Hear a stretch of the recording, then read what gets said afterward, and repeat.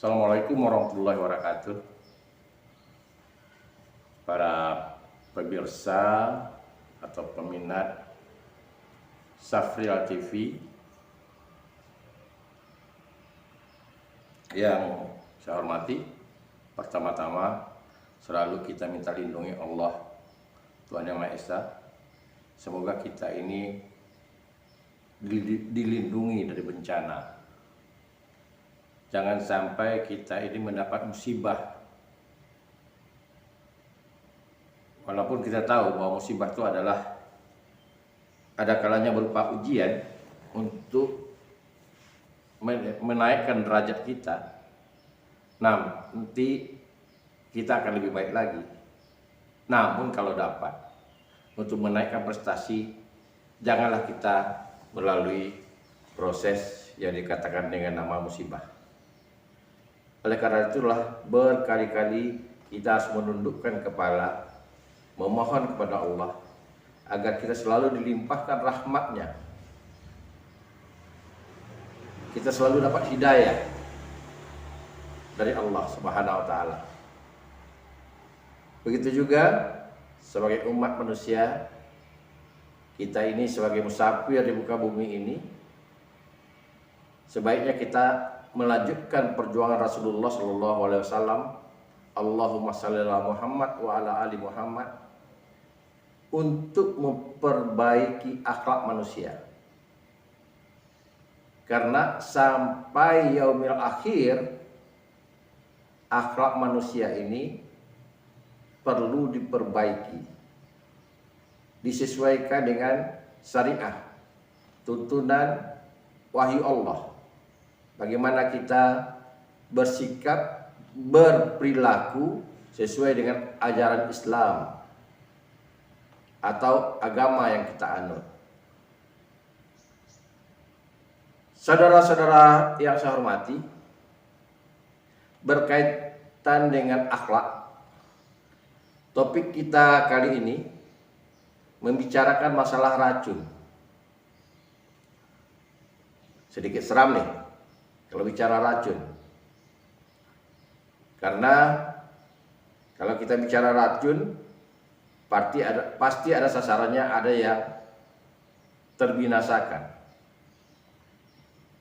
Nah, kalau dikatakan virus corona, dikatakan racun, yang kita tahu datangnya dari Cina berupa virus yang dikenal dengan COVID-19, dan sudah ribuan orang, bahkan mungkin sudah mencapai jutaan orang meninggal. Masih lagi antri orang dirawat di rumah sakit dan isolasi mandiri. Kali ini kita bicara tentang racun yang ada di dalam masyarakat. Saudara-saudara sekalian, berbicara dengan kata racun, kalau kita bawa kepada pilihan kata atau diksi dalam bidang susastra, maknanya bermacam-macam. Tapi pada hakikatnya, efek dari racun itu ya sama, menghancurkan seseorang. Kita mungkin pernah mendengar kata atau ungkapan, ini racun masyarakat. Berarti perilaku atau perbuatan kita, akhlak kita tidak sesuai dengan yang dikehendaki masyarakat, bisa merusak masyarakat. Tetapi ada juga makna kata yang bersifat denotatif, berupa zat yang bisa menghancurkan tubuh manusia. Dari zaman tradisional sampai zaman modern ini, racun itu ada. Racun itu ada. Bahkan pada daerah-daerah tertentu yang masih terisolasi dari pengaruh luar, bahkan racun itu sebagai sesuatu yang tidak tabu lagi. Orang dari luar ngeri melihat daerah yang banyak racunnya. Bahkan harus hati-hati bersosialisasi. Karena kita tahu ada kalanya racun yang kita terima di kampung atau di dusun, di pelosok-pelosok di Nusantara ini akibat perbuatan kita sendiri. Masyarakat tradisional, ia mengenal namanya hukum tidak tertulis. Kalau kita mengenal KUHP di pengadilan, persoalan adil dan tidak adil itu persoalan lain.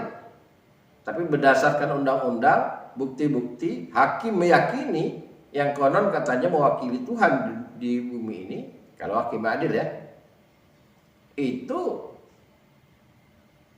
ganjaran yang kita terima menurut keyakinan hakim sesuai.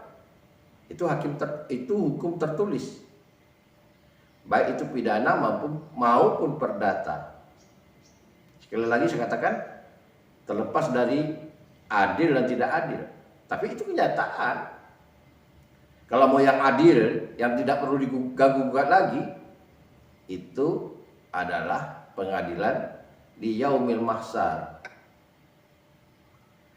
Di Yaumil Mahsyar mungkin tidak perlu ada pengacara sebagai pembela atau jaksa sebagai penuntut. Dia sudah buka dengan sendirinya. Semua yang menuntut itu ya bahagian-bahagian dari tubuh kita yang hari-hari dicatat oleh dua malaikat yang ada sebelah kiri dan ada di sebelah kanan. Itu perlu kita sadari. Kembali ke persoalan kita. Nah, di tengah-tengah masyarakat ada kalanya racun itu sebagai bentuk hukuman bagi orang yang melanggar. Menurut pribadi yang melakukan perbuatan meracuni orang, ia menganggap ini layak atau pantas seseorang itu harus diracuni, dimusnahkan atau disengsarakan. Itu hukum tidak tertulis di tengah-tengah masyarakat.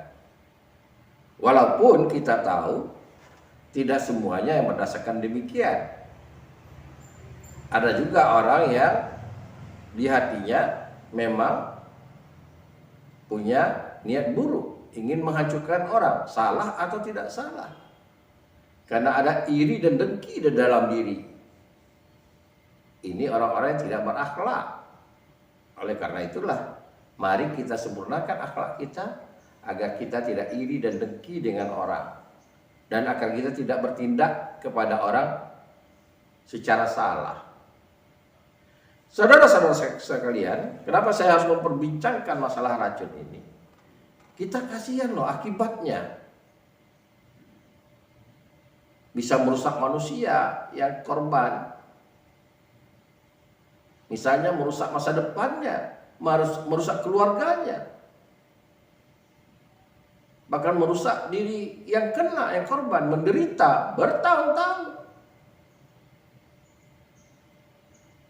Apakah kita tega kalau hal itu kena pada saudara-saudara kita? Nah, inilah tradisi, mungkin persoalan bukan tradisi masyarakat secara umum yang perlu dikoreksi. Karena tradisi itu bukanlah sumber kebenaran. Budaya itu bukan sumber kebenaran yang hakiki. Ada hal-hal yang perlu diseleksi, yang perlu direvisi sesuai dengan akal sehat manusia, cara berpikir majunya manusia.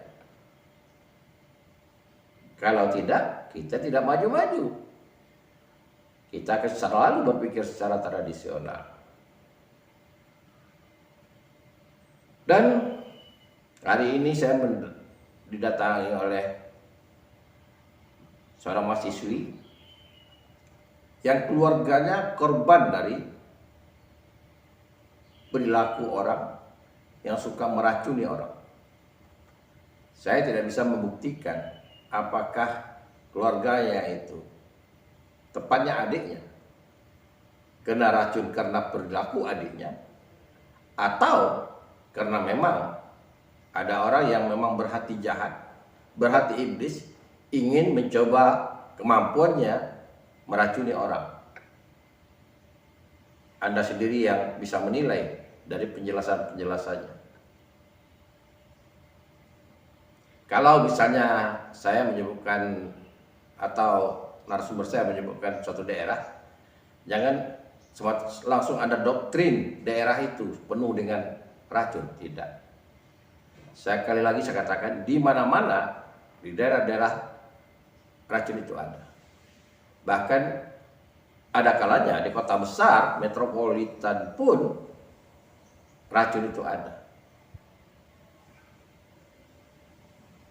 Tinggal lagi perilaku manusia ingin menggunakan racun itu untuk perbuatan baik atau perbuatan jahat, untuk kemaslahatan atau untuk menghancurkan orang, umat. Sekali lagi, ini tergantung pada hati nurani dan pikiran sehat. Saudara sekalian, sebelum lawan dialog di depan jendela, saya katakan topiknya dialog di depan jendela karena di sini jendela rumah saya, dan saya akan menyuruh atau mempersilahkan tamu saya nanti tempat kami berdiskusi di sebelah kiri saya,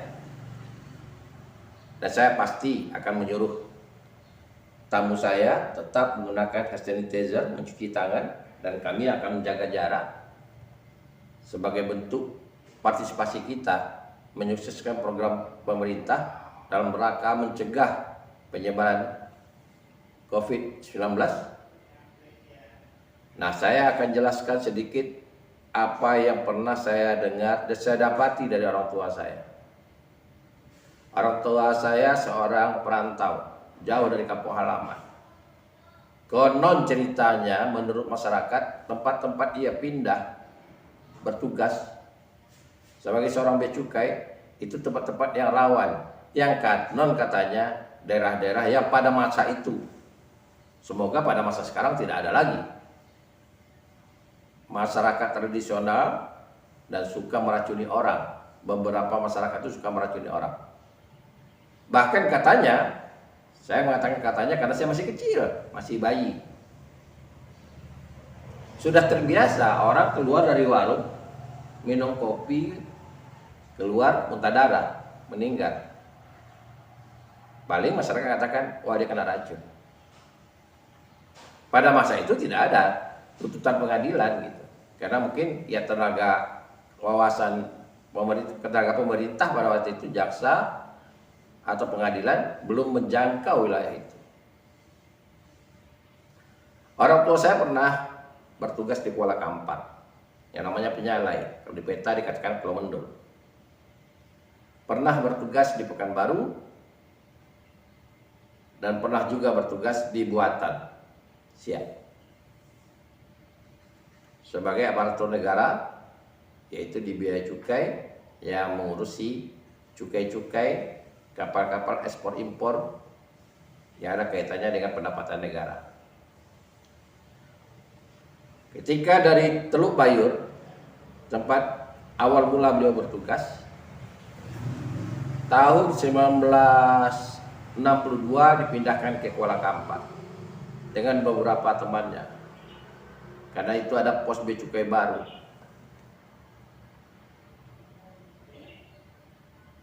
Nah, versi orang tua saya, dia selalu mengambil langkah pada suatu tempat, dia akan mengambil saudara atau bapak angkat. Ini barangkali yang dimengerti oleh orang tua saya seperti apa yang dikatakan oleh Talibun. Kalau Anda hendak merantau, hiu beli, belanak beli, ikan panjang beli dahulu. Jadi kalau Anda hendak ke Lepau, hiu beli, belanak beli, ikan panjang beli dahulu. Kalau Anda hendak merantau, Ibu cari, family cari, induk semang cari dahulu. Itu dipahami barangkali oleh orang tua saya. Sehingga ketika di Kuala Kampar, ia punya saudara namanya Pak Kiai. Sedikit cerita tentang Pak Kiai, beliau ini pernah jadi ketua buruh di Singapura. Namanya ketua buruh. Mungkin beliau punya kepintaran yang luar biasa. Lalu pada ceritanya beliau sudah bertobat, ingin di jalan yang benar, maka beliau bangun surau di Kuala Kampar, di Pulau Penyala itu, dan jadi imam.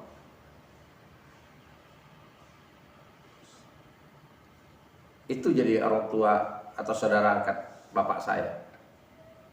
Alhamdulillah anak-anak beliau berhasil. Satu ada yang sama dengan saya, sekolah ketika di PGAN Pekanbaru. Hardiansah namanya, seorang pemain bola. Konon katanya sudah jadi kepala sekolah. Dan saya sudah lama tidak jumpa sama beliau. Dan ada juga anak beliau yang jadi dosen di UIN. Hidayat namanya, Dr. Hidayat. Tapi saya sudah tidak pernah ketemu, sudah lama sekali tidak pernah ketemu. Nah, berarti benar memang ada racun di dalam masyarakat. Lalu ketika orang tua saya dipindahkan ke Buatan dari Pekanbaru, karena situ ada pos bea cukai, ingin memeriksa kapal yang membawa minyak Stanford. Orang tua saya juga punya saudara angkat. Saudara angkatnya seseorang yang mengabdi atau yang berjuang di jalan Allah, selalu meminta sumbangan di pasar Buatan untuk sumbangan masjid, pembangunan masjid. Saya pernah dikenalkan oleh orang tua saya. Kesan saya seorang bapak yang sudah bersih mukanya. Lalu bapak saya bercerita, beliau ini tujuannya bukan hanya mengambil sedekah dari masyarakat, tapi kalau ada kapal-kapal yang merapat, yang namanya kapal pompong, ke pelabuhan Buatan, beliau selalu berada di sana. Kenapa? Kita tidak menuduh penjual ya. Pernah terjadi satu kali, kata bapak saya, beliau berdiri di warung ketika penumpang mau makan, lalu beliau melarang orang makan. Dan makanan itu beliau suruh buang ke Sungai Siak. Nah, para penumpang yang pesan nasi protes. Kenapa harus dibuang? Pedagang juga protes. Kenapa harus dibuang? Dia bilang, silakan kasih ke ayam. Baru saja ayam makan, ayam ngelepar mati. Artinya ada racun di situ. Nah, coba bayangkan kalau seperti bapak itu tidak ada. Berapa orang yang akan korban? Satu kapal yang makan, katakanlah 50 orang yang makan di situ, kan luar biasa dahsyatnya. Apa hati orang yang mau ngasih racun di tempat jualan orang dan ingin meracuni orang yang tidak bersalah? Mungkin hatinya dikendalikan oleh iblis, pikirannya dikendalikan oleh iblis. Tapi dengan kemajuan zaman, perlahan kondisi itu akan berubah terus berubah. Negeri semakin maju, masyarakat membaur, ada masyarakat pendatang, pemikiran orang, teknologi, dan informasi sampai ke desa-desa. Perlahan perubahan itu terjadi. Semoga hal itu tidak lagi terjadi di mana-mana di Nusantara ini. Ada lagi yang masih saya ingat, cerita orang tua saya. Dan beliau karena orangnya suka peduli, ingin tahu hal-hal yang berkaitan dengan kehidupan masyarakat. Menurut informasi yang dia peroleh, racun yang merusak orang itu ada 3 bentuk. Yang pertama, racun yang diracik dari segala bisa, dari segala kotoran.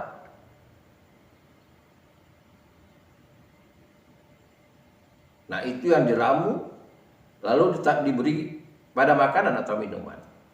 Kalau pada minuman, biasanya pada kopi, air kopi, supaya tidak nampak. Kalau pada makanan, biasanya di balik makanan itu diletakkan, disusun rapi, ditaruh di balik makanan. Sehingga orang tidak tahu bahwa makanan itu berupa kue kah, ada racun di dalam. Lalu yang kedua, ada racun yang disampaikan melalui angin. Misalnya kita dua orang berhadapan, seseorang yang ingin menyampaikan racun kepada kita, karena kita merokok, dia merokok. Ketika kita menghirup rokok, maka racun itu melalui hirupan kita langsung masuk ke paru-paru kita, langsung kena. Bagaimana membuktikan melalui angin itu? Ya sulit untuk dibuktikan secara logika.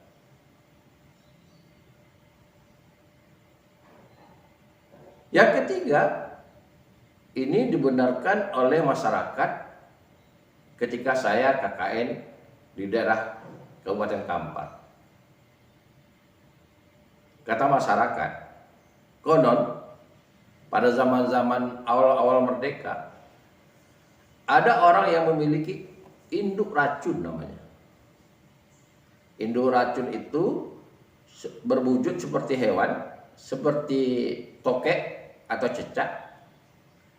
Kalau dia mulai berbunyi, maka tuannya harus ngasih makan. Apa maksudnya? Ya manusia harus orang diracuni, dia meracuni orang.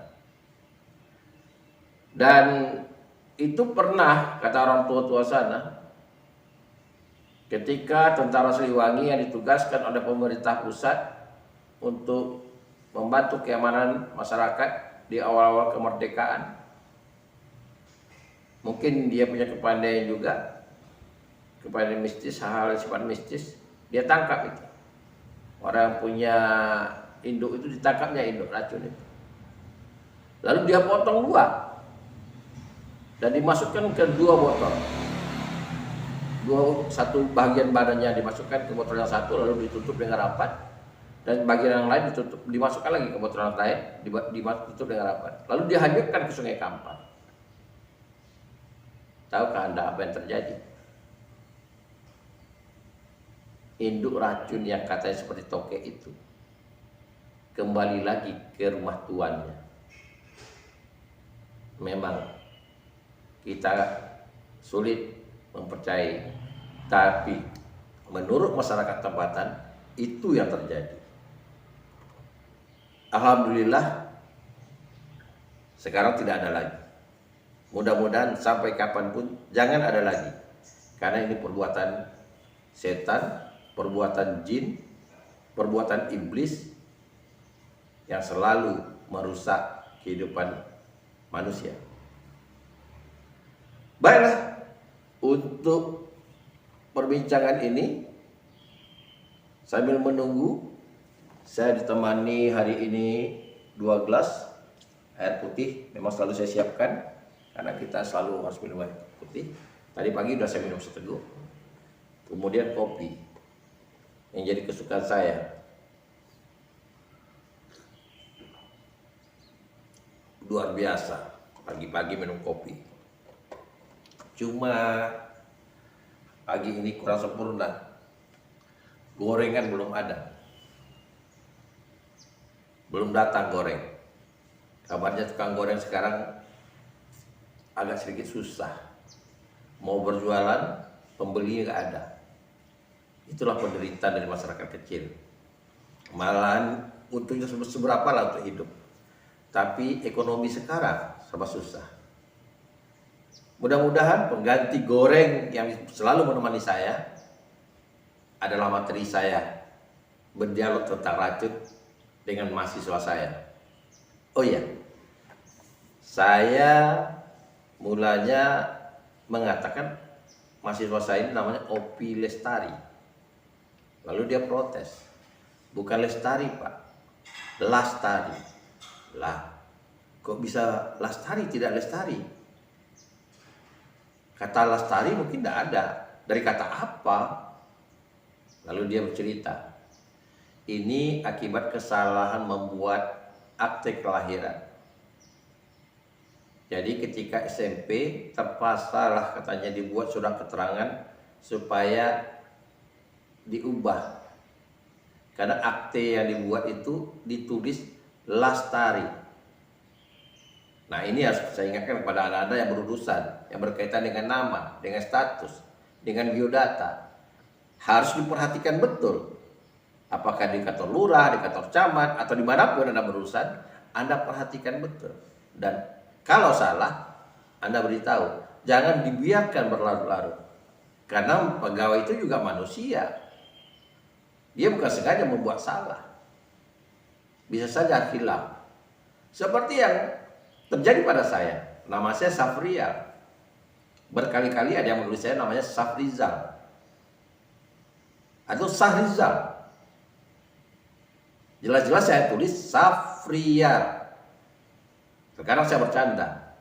Ini nama saya punya arti. Saf itu baris, rial itu uang. Jadi uang yang berbaris-baris, bersaf dia. Kayak orang sholat. Tapi tetap saja selalu terjadi. Kalau tidak Sahrizal, Sahrial, Safrizal. Nah ini yang harus diteliti. Begitu juga di kampus tempat saya bertugas, Universitas Riau yang disingkatkan dengan UNRI. Selalu orang tidak paham atau salah alamat. UNRI disamakan dengan UNSRI, sedangkan UNSRI itu di Palembang, Universitas Sriwijaya. Kita UNRI Universitas Riau. SK orang juga salah sasaran, yang untuk Universitas Sriwijaya masuk ke UNRI atau sebaliknya. Sehingga ada pemikiran untuk bagaimana mengubah akronim dari Universitas Riau. Rektor waktu itu Asrorudi Jalil, saya tidak tahu prosesnya bagaimana, apakah lewat rapat senat atau rapat terbatas pimpinan, dibuatlah UNRI ditukar dengan UR. Bahkan plat mobil dinas UR. Saya tidak tahu tuh, biasanya nama plat mobil pilihan itu biayanya cukup mahal. Tapi saya tidak tahu. Karena itu instansi apakah dibayar mahal plat mobil pilihan itu. Tapi akhirnya karena statuta UNRI itu belum berubah di statuta. Kalau saya tidak salah di statuta belum ada persetujuan, kembali lagi ke akronim yang pertama yaitu UNRI. Jadi kita tidak UR lagi, tapi UNRI. Mudah-mudahan saja supaya tidak terjadi silang salah alamat. Mungkin dengan meningkatkan prestasi sehingga kita lebih menjulang daripada Universitas Sriwijaya dan orang tidak salah lagi menyebut atau menulis atau mengirimkan alamat. Karena UNRI itu bisa mengangkat ke harkat martabatnya di tingkat Sumatera, bahkan di tingkat Indonesia, prestasinya lebih tinggi. Bukan tidak mungkin, karena banyak profesor yang lahir di Universitas Riau, banyak pemikir-pemikir, penelitian-penelitian yang unggul. Semoga kita kampus yang diperhitungkan dan tidak lagi orang salah menyebut UNRI itu UNSRI. Baiklah, tamu saya sudah datang. Saya jemput.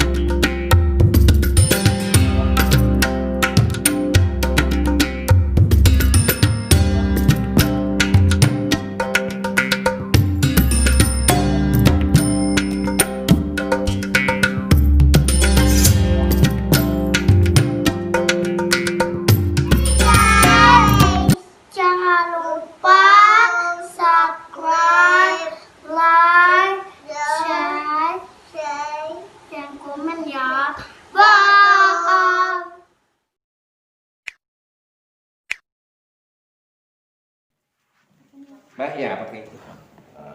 Saya buka masker juga. Belakang juga. Kita sering waspada gitu. Iya. Ya. Bisa saja virus itu di tangan saya, bisa saja di tangan kamu gitu, ya kan? Nah, kalau kita sudah begini, tinggal kita berserah diri kepada Allah aja gitu. Kalau juga pindah atau apa itu, karena virus kita bisa kita lihat. Iya. Nggak tahu kalau orang indigo bisa melihat virus gitu, ya kan? Nah, itu masalahnya. Saya ada siapkan. Baik, kamu sama dengan Joyce? Iya, Pak. Iya. Opilas tadi dari kemarin tidak pulang-pulang? Kalau Tidak pulang-pulang? enggak, Pak. Soalnya kalau nggak bisa pulang sekarang, Pak. Karena di tempat di kampung udah di lockdown. Oh, di kampung, di daerah? Dari Pelalawan. Di Pelalawan? Pelalawan terus udah parah juga COVID-nya, Pak. Soalnya kan ada kemarin datanya yang parah itu di Kampar, Siak, Pekanbaru. Ada satu lagi kotanya lupa. Iya, 6 apa kabupaten? Nah, ditambah lagi ada jembatan yang mau pulang ke kampung tuh ambruk gitu, Pak. Kenapa? Nggak tahu. Itu ada Apa karena banjir atau kenapa? mungkin udah lama juga mungkin, Pak, mungkin apa. Kemarin tuh ada itu mobil Puso besar tuh kan, Pak. Iya, bawa kayu. Enggak. Itu entah bawa pasien atau bawa batu nggak tahu tuh, Pak. Dia memang bannya itu udah masuk ke dalam apanya itu, Pak. Jadi ada pemberitahuan nggak bisa lewat, maksudnya nggak bisa pergi ke Pekanbaru ataupun pulang dari Pekanbaru ke Kerinci. Jadi kalau sekarang gimana masyarakat? Ada jalan kecil tapi nggak tahu, Pak, di mana jalannya itu.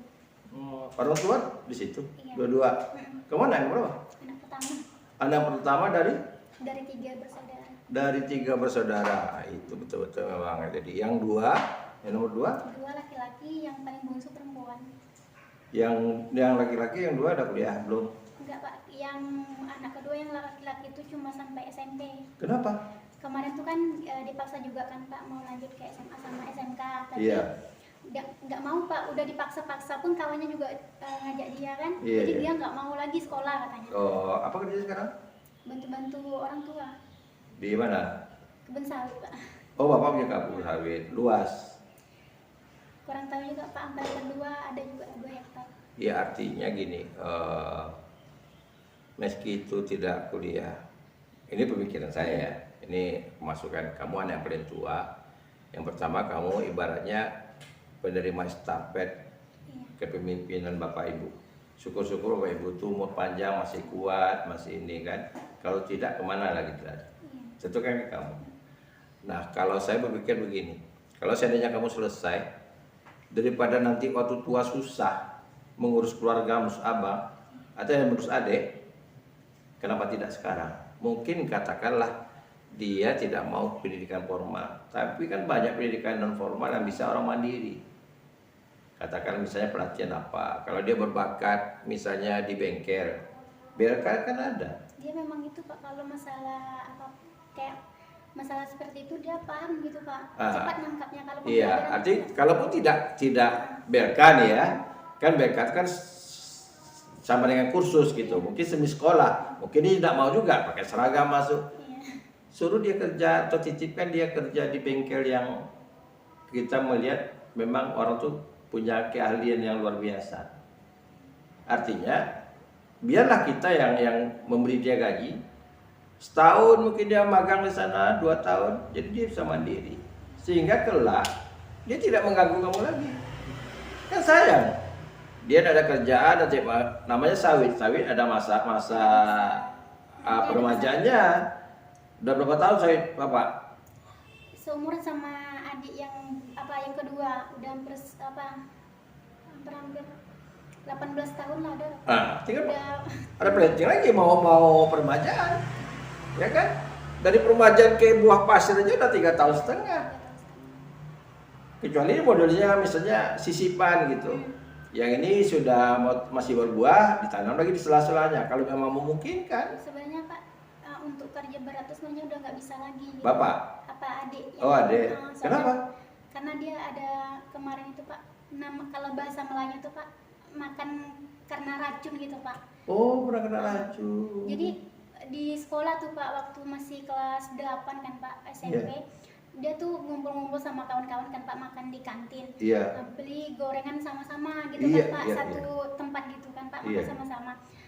Yang anehnya tuh Pak, dia Yang kena. tuh, yang teman-teman yang lain Nggak sama-sama kena. makan itu nggak kena gitu kan Pak. Oh. Sampai udah banyak darah yang keluar gitu kan Pak. Iya, Sampai di rumah sakit puskesmas yang ada di sekolah itu kan Pak udah nggak sanggup gitu kan Pak, disuruh ini apa namanya, disuruh di rumah sakit besar karena disarankan di Evarina Pak, rumah Iya. sakit Kerinci. Iya, Orang iya. itu nolak, nggak sanggup lagi kan Pak. Iya. Kemarin itu apa di rumah sakit apa Safira Pak. Oh, Safira. Karena itu pula kan Pak, kemarin tuh ada tumor yang di lehernya gitu kan Pak. Oh, timbul lagi tumor. Aduh, banyak kali cobaannya. Sudah kena racun. Kena racun tuh berapa bulan tuh dia menderita kena racun itu?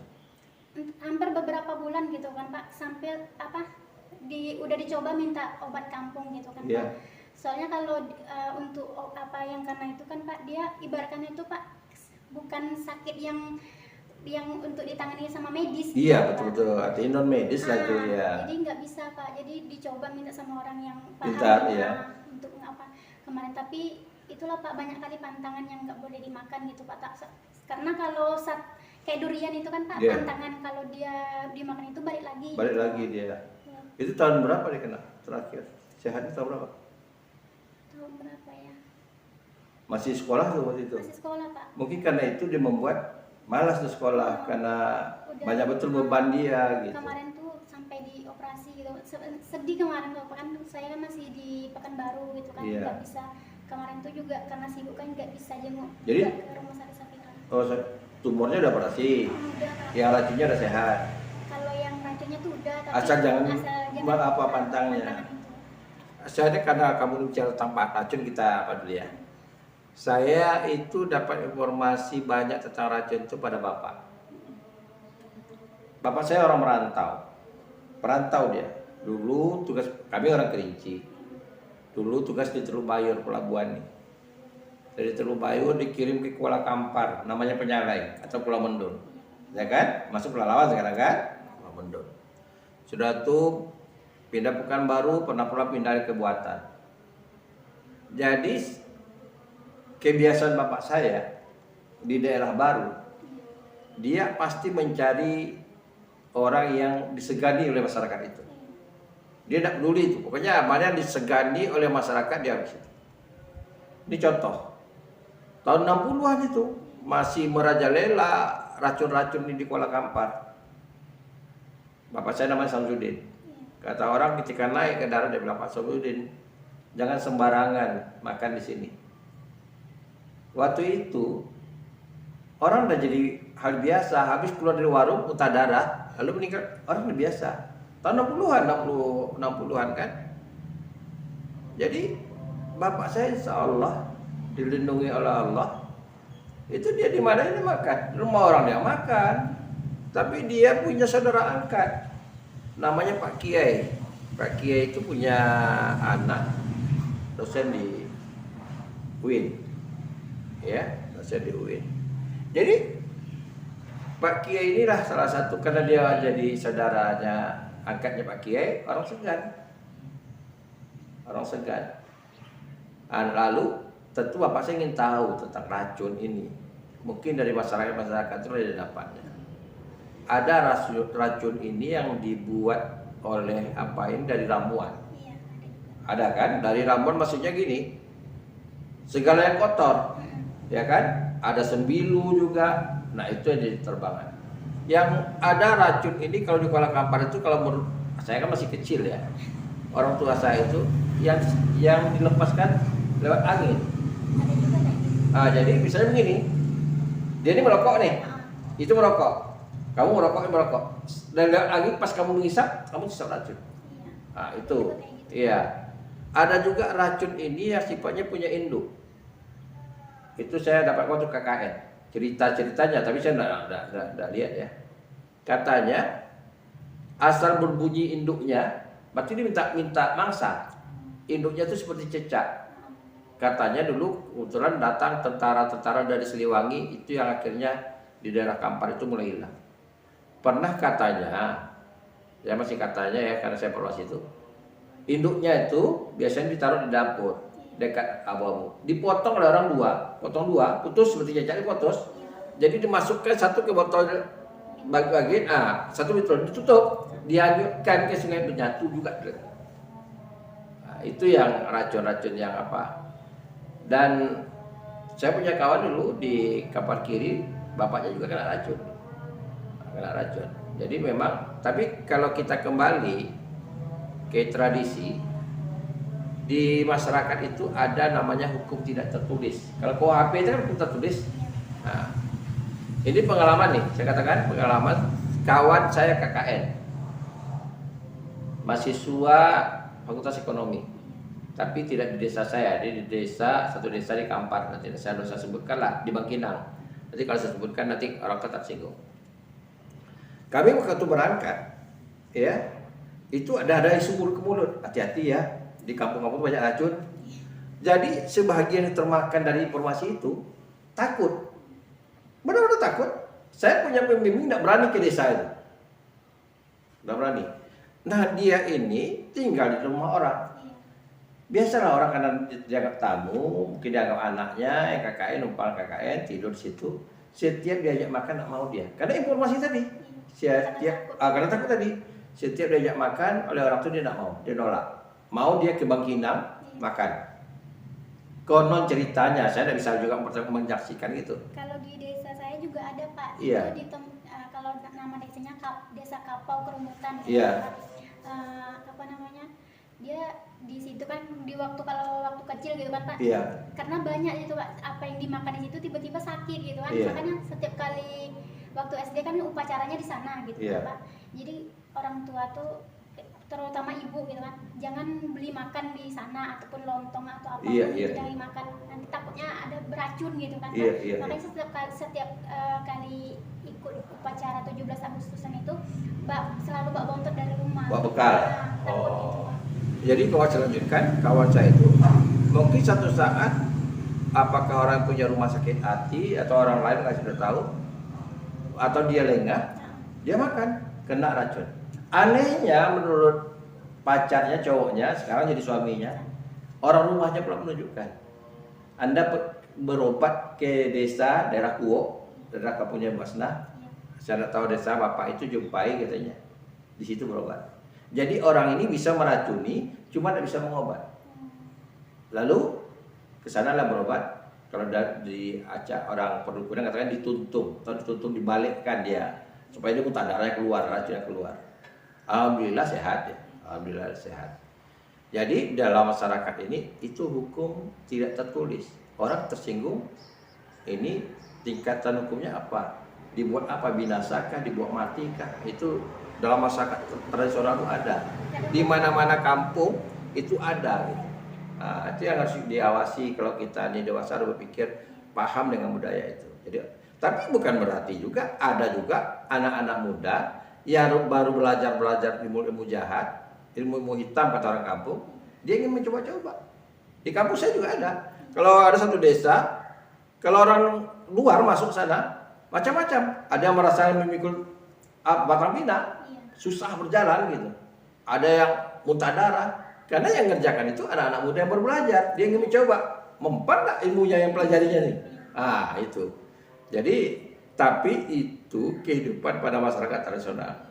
Kalau daerah semakin maju, kita ini bukan ada hal positifnya, ada transmigrasi, ada perkebunan itu akhirnya daerah itu berkembang. Ya, perilaku seperti itu semakin hilang, ya. Nah, itu yang penting. Lalu tahu nggak Anda? Bapak saya juga menunjukkan, juga secara ilmiah tidak bisa dibuktikan ya. Kata bapak saya, antisipasi obat racun pertama, Anda tahu tidak obat? Nggak tahu Pak. Meminum kencing sendiri. Jadi kencing kita sendiri itu pagi itu kita minum, atau air tanah liat. Nah, kalau bapak saya selalu waktu kecil bertanya bapak saya lain lagi. Di samping itu karena dia orang agama, dia bersumpah. Kalau seandainya dia ragu nih, lalu dia kayak air, dia ambil sedikit, lalu dia kasihnya ke telapak tangan. Dia bersumpah, berbulu telapak tangan saya ini, baru saya kena. Tapi sebelum itu dia sudah itu dilakukan itu kalau dia tidak bisa lagi ngelak, dipaksa orang gitu. Ada tanda-tanda kata bapak saya itu orang ada racun di minuman kita, di makan kita. Yang pertama katanya ujung lidah kita ini, ujung lidah itu apakan ke langit-langit. Kalau sekarang geli. Kalau ada racun katanya itu ujung lidah kita pertanda, ujung lidah kita pakai langit-langit itu tidak geli lagi. Berarti di depan kita ada racun. Itu satu. Yang kedua, kalau minuman katanya biasakan megang minuman ini kelingking di bawah. Kalau ada racun, di sisi atas ini panas, di bawahnya sejuk. Jadi kalau pak saya kebiasaannya kalau dia minum kopi, biasanya di kopi orang taruh, dia taruh begini. Nah, itu apa tanda-tanda ya? Nah, tanda-tanda firasat lah kata orang tua-tua untuk mengatasi itu, menghindari itu. Namun kembali lagi saya katakan sebetulnya itu kan kita juga introspeksi diri dan kita juga harus tahu dengan masyarakat apa yang dipantang larangkan oleh masyarakat setempat itu.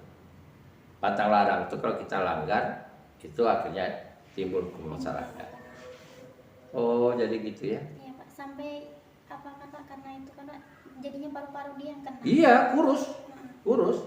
Ada orang yang sifatnya racunnya pakai target 2 tahun baru tewas gitu, menaun gitu. Jadi kayak orang TBC kurus, muntah darah kurus gitu. Tapi ini alhamdulillah Pak, mudah-mudahan kalau di pantangannya selalu di ini kan, Iya. apa, insya Allah mudah-mudahan enggak. Iya. Madu ya, banyak minum madu ya. Kemarin tuh lah Pak, tiba-tiba aja ada yang apa namanya, Benjol. ada benjolan di ininya kan Pak. Di Iya. Pas apa diperiksa gitu kan Pak, katanya Iya. gelenjar nggak ada masalah apa-apa. Iya. Tapi kok makin besar gitu kan Iya, Pak. iya, Jadi iya. makanya diperiksa di apa kayak di ronsen gitu kan Pak. Iya. Katanya harus dioperasi. Kan. Tapi udah siap Tapi pasti. alhamdulillah udah dioperasi. Cuma saya nyarankan juga jangan kembali ke tempat yang kena. Iya. Kadang-kadang begini, orang membuat dia tahu dia kena nih ya, lalu dilihatnya, enak Pak, balik lagi sakit hatinya. Kayak guna-guna gitu. Abang kandung saya kena waktu kuliah di Padang. Benar, abang kandung saya. Abang kandung saya waktu kuliah di Padang. Jadi biasalah anak-anak kayak anak kuliah ya, tingkat 1, tingkat 2 bercanda-canda dengan anak gadis. Dia tidak tahu tradisi orang Minang sana. Kebetulan perempuan itu guru SD. Jadi dicanda-canda di warung gitu. Apa dek, gimana dek gitu. Rupanya pamannya melihat dari dalam bahwa ponakannya itu diganggu oleh abang saya. Akhirnya ketika sudah habis sholat Jumat, abang saya dipanggil oleh pamannya. Kau memang mau nih anak ponakan saya kan? Abang saya itu memang dia kuliah aja kan. Kami 11 beradik, di bawahnya 8. Lalu dia kan terkejut dia. Belum ada terpikir saya mau nikah lagi gitu ya. Adik saya 80 tahun, apa? Saya disuruh kuliah. Mungkin menurut abang saya itu dia menjawab itu benar. Tapi setelah itu kanon katanya si perempuan ini kena marah oleh pamannya. Kalau di istilah Minang itu dianggap jadi perempuan jalang gitu ya. Malah kalau sekarang dianggap biasa aja. Lalu abang saya kena obat. Menurut orang yang mengobati abang saya, kena obat. Setiap hari Kamis malam Jumat dia seperti terkikik mau dibunuh. Minta maaf tuh, berteriak.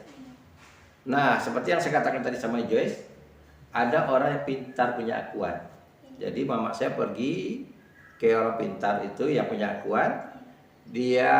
Mama saya membawa, ingat saya betul saya, bawa beras sepiring dengan kunyit. Lalu dia makannya beras itu, diambilnya kunyit dipotong, entah dia pakai ke telapak tangan, dia kesurupan. Yang obat itu. Kesurupannya apa? Dia melakukan apa yang abang saya lakukan. Misal abang saya berteriak waktu sakit, pokoknya mama saya melihat orang itu tidak sakit, orang yang mau obat, tapi seperti abang saya sakit dan dia di rumah itu dilihat. Berarti minta maaf dan sebagainya. Kemudian berhenti, masuk lagi orang yang mengobati. Di situ mama saya tahu. Jadi orang itu berubah, rasakan sama kau katanya. Betapa sakit hatinya kami. Pokoknya seperti bagaimana kedokteran orang itu diwakili orang itu. Lalu diam lagi.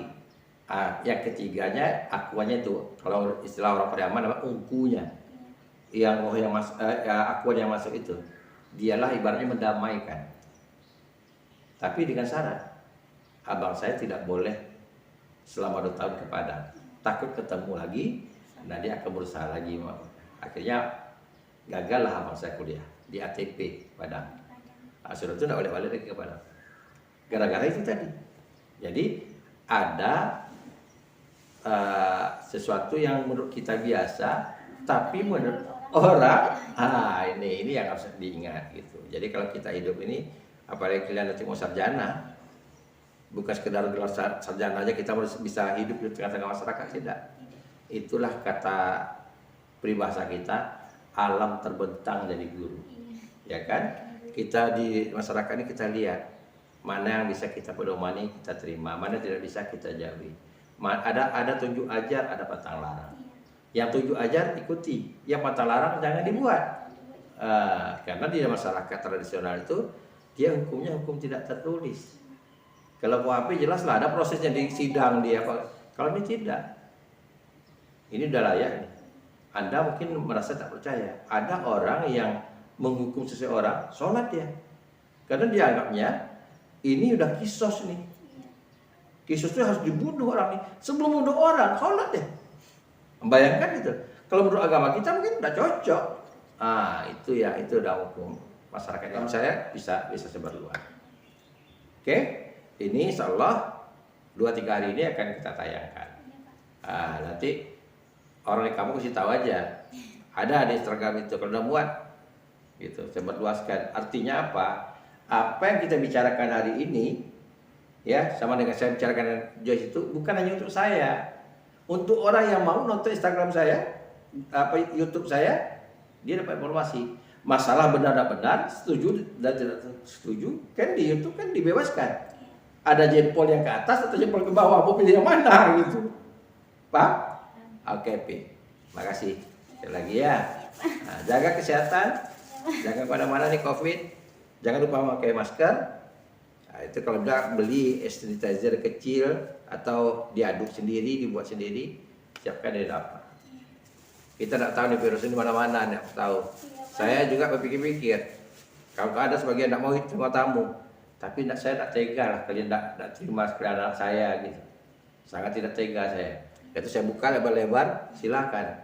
Tapi itu tadi kalau jumpa saya, kalau tidak pagi jam 10, jam 2. Si Jos tadi SMS jam berapa, Jos? Jam 2. Dah, pagi tadi SMS berapa? Jam 10. Ya kan mepet. Saya kan tidak siap-siap. Kalau bisa sebelumnya, Pak, besok bisa, Pak. Bisa saya terima pagi jam 10 gitu. Karena takut saya pas datang saya punya kesibukan. Seperti yang kemarin itu. Siapa ya kemarin? Dia terlambat, saya udah keluar mobil ngantar mertua. Gitu. Oke. Terima kasih. Iya. Terima kasih, Pak. Ya.